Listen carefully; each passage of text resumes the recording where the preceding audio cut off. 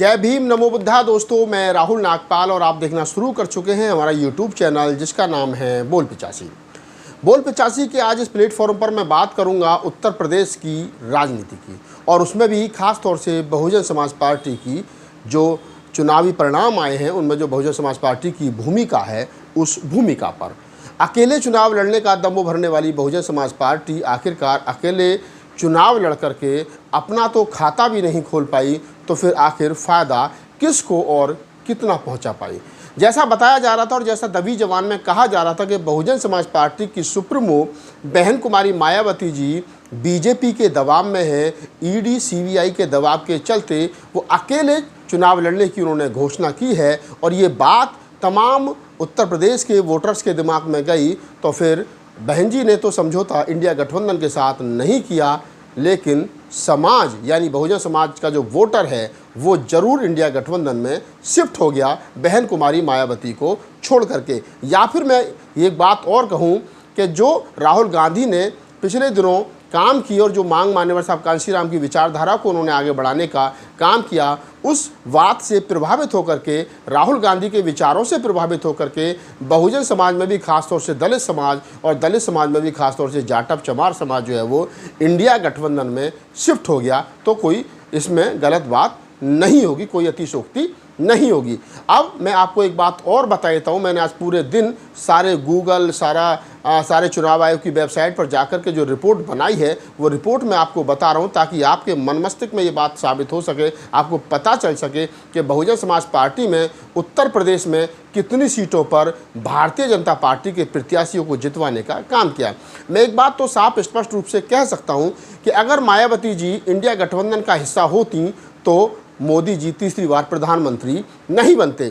और ये बात मैं आज कोई पहली बार नहीं कह रहा हूँ, आज से पहले भी अनेकों बार अनेकों वीडियो में कह चुका हूँ और बता चुका हूँ कि मोदी जी का आना और मोदी जी का जाना मायावती जी के हाथ में है। अगर वो इंडिया गठबंधन का हिस्सा होंगी तो मोदी जी का जाना तय है, और अगर इंडिया गठबंधन का हिस्सा वो नहीं होंगी तो मोदी जी का आना तय है। ये बात मैंने पिछले एक साल में कम से कम 20 वीडियो में कही होगी। तो मैं आपको बता दूं कि जो बहुजन समाज पार्टी उत्तर प्रदेश में अपना खाता भी नहीं खोल पाई है, उस उत्तर प्रदेश में लगभग 16 सीट ऐसी हैं जहां पर उसने सीधे सीधे भारतीय जनता पार्टी के प्रत्याशी को जिताने की भूमिका अदा की है। तो कौन कौन सी वो 16 सीट हैं, आप जाइए गूगल कर लेना, मैं सीटों के नाम बता देता हूं ताकि आपको ये पता चल सके कि आखिरकार बसपा सुप्रीमो मायावती ने इन 16 सीटों का फ़ायदा भारतीय जनता पार्टी को पहुंचाया है, जिसके चलते भारतीय जनता पार्टी 16 सीट यहाँ पर मायावती के कर कमलों द्वारा जीतने में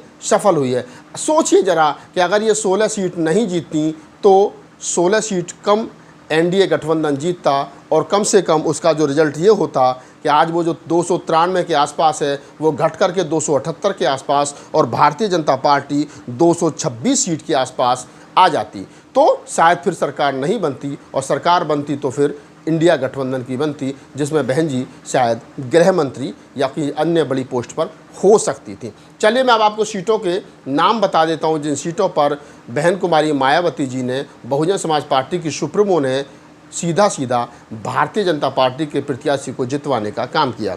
उनमें नंबर 1 पर अगर मैं रखूं तो वो अकबरपुर लोकसभा क्षेत्र है पूर्वांचल का। यहाँ पर बहन जी के वोट अगर इंडिया गठबंधन के प्रत्याशी के साथ जोड़ दिए जाएं, अगर हम कहने का ये गठबंधन हो गया तो बीजेपी हार जाएगी, लेकिन वहाँ पर अकबरपुर में भारतीय जनता पार्टी जीती तो बहन जी के चुनाव लड़ने के कारण। दूसरा अलीगढ़ पर भी अगर आप जाएंगे तो आप जाइए गूगल करिए, देखिए तो पता चल जाएगा कि वो सीट भी बीजेपी बहन जी की वजह से जीती है। तीसरे नंबर पर अमरोहा, दानिश-अली इंडिया गठबंधन के प्रत्याशी जो पूर्व में बहुजन समाज पार्टी के सांसद थे, उनको उनके वोटों को और बहुजन समाज पार्टी के मिले मतों को अगर जोड़ दिया जाए तो भी वहाँ पर भारतीय जनता पार्टी के जो प्रत्याशी हैं, जो अब जीते हुए सांसद हैं, वो चुनाव हार जाते। चौथे नंबर पर बांसगांव हैं, जहां बांसगांव पर पहले श्रवण कुमार निराला को टिकट दिया गया, बाद में काट करके फिर एक पूर्व में IRS है उनको टिकट दिया गया, और आखिरकार दोनों हार गए। लेकिन अगर बांसगांव लोकसभा क्षेत्र पर भी बहुजन समाज पार्टी के प्रत्याशी और इंडियन नेशनल कांग्रेस के प्रत्याशी के दोनों मत जोड़ दिए जाएँ, यानी इंडिया गठबंधन बना दिया जाए, तो भारतीय जनता पार्टी हार जाएगी। 5वें नंबर पर भदोई है, भदोई का भी यही हाल है, और छठे नंबर पर बिजनौर है। बिजनौर में मलूक नागर पिछली बार बहुजन समाज पार्टी के प्रत्याशी थे और वो यहाँ से सांसद बने थे। इस बार बहुजन समाज पार्टी, जैसा मैंने बताया, कि अकेले लड़ रही थी, तो ये सीट राष्ट्रीय लोकदल के खाते में यानी जयंत चौधरी के खाते में थी, तो जयंत चौधरी यहाँ पर जीते। लेकिन इंडिया गठबंधन के प्रत्याशी और बहुजन समाज पार्टी के प्रत्याशी के मतों को जोड़ दिया जाए तो फिर जयंत चौधरी का प्रत्याशी यहाँ भी हार जाएगा। 7वीं सीट है देवरिया, फिर फर्रुखाबाद, फतेहपुर सीकरी, हरदोई और हरदोई के बाद मेरठ। मेरठ को थोड़ा सा और मैं विश्लेषण कर देता हूँ। मेरठ वही सीट है जो सुरक्षित जनरल सीट है, लेकिन यहाँ पर इंडिया गठबंधन ने, समाजवादी पार्टी ने जाटव समाज की सुनीता वर्मा, जो पूर्व महापौर हैं, जिनके पति योगेश वर्मा पूर्व में बहुजन समाज पार्टी के बुलंदशहर लोकसभा क्षेत्र पर प्रत्याशी रह चुके हैं, और सुनीता वर्मा बसपा की महापौर रही हैं, और योगेश वर्मा कई बार विधायक जो है वो रहे हैं, जाटव जाति से आते हैं, जनरल सीट पर लड़े थे, वो 11,000 कुछ वोटों से चुनाव यहाँ पर हार गए हैं। और राम का किरदार निभाने वाले अरुण गोविल जो यहाँ पर 11,000 वोट से लगभग चुनाव जीत गए। लेकिन बहुजन समाज पार्टी लगभग यहाँ पर जो त्यागी प्रत्याशी उनके थे 70-80 हज़ार वोट लेने में वो सफल रहे। अगर योगेश वर्मा और बसपा प्रत्याशी का गठबंधन कर दिया जाए, इंडिया गठबंधन में बहन जी को शामिल कर दिया जाए, तो फिर प्रभु राम यहाँ पर चुनाव हार जाएंगे। यानी मेरठ भी बहन जी की दुआओं से भारतीय जनता पार्टी जीतने में सफल रही है। 12वें नंबर पर मिर्ज़ापुर, फिर मिश्रिख लोकसभा क्षेत्र, फूलपुर, शाहजहांपुर और उन्नाव। ये 16 लोकसभा क्षेत्र हैं जहां पर बहन कुमारी मायावती जी की पार्टी बहुजन समाज पार्टी ने भारतीय जनता पार्टी के सांसदों को जितवाने का काम किया है। अगर मैं मिर्ज़ापुर और बिजनौर 2 सीटों की बात करूं तो मैंने बिजनौर के बारे में बताया कि बिजनौर जो सीट है वो आरएलडी के खाते में थी, और मिर्ज़ापुर जो है वो अपना दल सोनेलाल पटेल, जो अनुप्रिया पटेल उनकी बेटी हैं, उनकी पार्टी के खाते में थी, तो ये दोनों सीट भी हार जाती।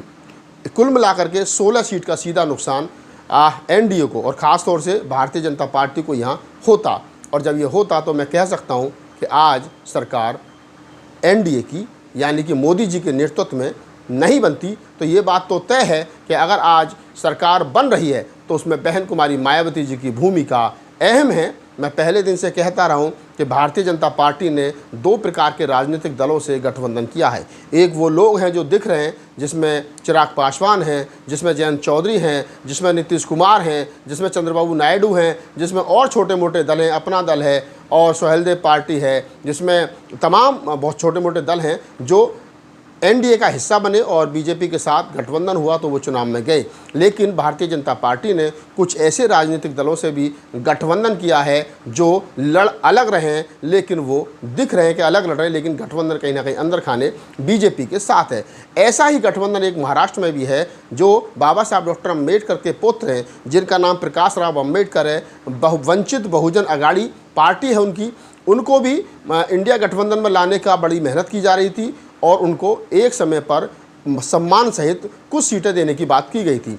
उस समय अकोला और एक सीट और है जिसका नाम है अमरावती। 2 सीटें पहले ऑफर की गई थी प्रकाश राव अम्बेडकर को कि आप इंडिया गठबंधन में आइए, आपको 2 सीटें दी जा रही हैं। लेकिन प्रकाश राव अम्बेडकर ने 2 सीट लेने से मना कर दिया। बात 8 सीट से डिमांड शुरू हुई, 6 सीट तक आई। इंडिया गठबंधन के लोग 5 सीट देने को तैयार हो गए। बाद में पता नहीं क्या बात हुई कि प्रकाश राव अम्बेडकर ने भी मायावती की तरह कह दिया कि हम तो अकेले चुनाव लड़ेंगे। किसके सारे पर चुनाव लड़ रहे थे नहीं पता, लेकिन लगभग प्रकाश राव अम्बेडकर ने महाराष्ट्र की सारी सीटों पर वंचित बहुजन अघाड़ी पार्टी के बैनर तले प्रत्याशी उतारे। और मैं आपको बता दूं कि प्रकाश राव अम्बेडकर खुद भी अकोला से चुनाव लड़े, 2,77,000 के आसपास उनको वोट पड़ा, वो खुद चुनाव हार गए और वहाँ पर बीजेपी जीती। और दूसरी एक सीट और है जिसका नाम है, जहाँ पर भी बीजेपी जीती है, जिसका नाम है बुल्डाना लोकसभा क्षेत्र पर भी प्रकाश राव अम्बेडकर के चलते वहाँ पर भारतीय जनता पार्टी जीती। और 2 सीट अन्य हैं। लगभग 4 से 5 सीटों पर प्रकाश राव अम्बेडकर ने चुनाव में सीधा भारतीय जनता पार्टी के प्रत्याशियों को चुनाव जिताया है। तो अगर मैं कहूं कि 16 सीट बहन कुमारी मायावती के द्वारा भारतीय जनता पार्टी को जिताई गई और 4 से 5 सीट जो है वो प्रकाश राव अम्बेडकर की वंचित बहुजन अघाड़ी पार्टी के चुनाव लड़ने से भारतीय जनता पार्टी को फ़ायदा पहुंचा करके लड़ाई गई, तो ये लगभग 20 सीट का गोलमाल हुआ है। महाराष्ट्र और उत्तर प्रदेश में 1-2 सीट और हैं जो पंजाब और मध्य प्रदेश और राजस्थान में हैं, तो कुल मिलाकर के 20 से 25 सीट, 24-25 सीटों का ये गोलमाल हुआ है। अब आप विचार करिए कि प्रकाश राव अम्बेडकर और बहन कुमारी मायावती इंडिया गठबंधन का अगर हिस्सा होते, सहसम्मान चुनाव लड़ते, तो आप समझिए कि किस प्रकार से आज मोदी जी की विदाई बनारस से होते हुए गुजरात उनकी सवारी थैला उठाकर के मोदी जी की हो गई होती। लेकिन दुख के साथ कहना पड़ रहा है कि 20 सीट समाज को बेच करके, बाबा साहब डॉक्टर अम्बेडकर के मूवमेंट को बेच करके, चाहे मायावती जी हों चाहे प्रकाश राव अम्बेडकर हों, इन दोनों ने अलग चुनाव लड़ा और दोनों ने सीधा सीधा एनडीए यानी कि भारतीय जनता पार्टी को फ़ायदा पहुंचाया, उनकी सरकार बनवाई है। इनाम में क्या मिला है ये अभी थैला चेक करना बाकी है, लेकिन इतना तो तय है कि यहाँ फूले अम्बेडकरी राजनीति का गला घुटता हुआ दिखाई दे रहा है। मैं हमेशा कहता हूँ कि फूले अम्बेडकर की वैचारिकी की राजनीति करने वाले राजनीतिक दल 2 प्रकार से ही राजनीति कर सकते हैं, और वो 2 प्रकार ये हैं कि एक तो आँख से आँख मिलाकर और फुल टाइम यानी पूरे समय क्षेत्र में बिताकर। ये पार्ट टाइम राजनीति करने वाले लोग और सामने मनुवादियों से आँख चुराकर लड़ने वाले नहीं लड़ सकते, इनसे उम्मीद छोड़ दीजिए। मैं पुनः ये पूरी जो मैंने बातचीत, जो पूरी रिपोर्ट आपको बताई है, इसके बारे में आपकी क्या प्रतिक्रिया हमें कमेंट सेक्शन में तो बताइए, लेकिन फिर भी मैं चिंतित होते हुए इतना ज़रूर कहूँगा कि बहुजन समाज को विचार करना चाहिए क्या उनका राजनीतिक स्टेटस देश के अंदर होगा। और बहुजन समाज में भी खास तौर से जो दलित समाज और मोस्ट बैकवर्ड है इस देश के अंदर, लगभग SC/ST की संख्या लगभग 23.5%, 24% है, और मोस्ट बैकवर्ड 12 और 13%, ये 35-36% समाज, और उसमें मुसलमान और 12% जोड़ दिया जाता है, 13% जोड़ दिया जाए तो लगभग ये 45% समाज जो है मोस्ट बैकवर्ड, दलित समाज और मुस्लिम, ये 45-46% जो समाज है इसकी नुमाइंदगी कौन करेगा और ये समाज कहाँ जाएगा, जिसको कांशीराम साहब कभी एक प्लेटफॉर्म पर लाने में सफल हुए थे। धन्यवाद।